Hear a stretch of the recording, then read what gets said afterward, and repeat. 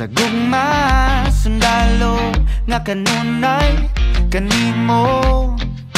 Ihalad akong dugo, kahayag, kangitni, kalipay o kasakit, sa yuta o langit. Ikaw ang kalibutan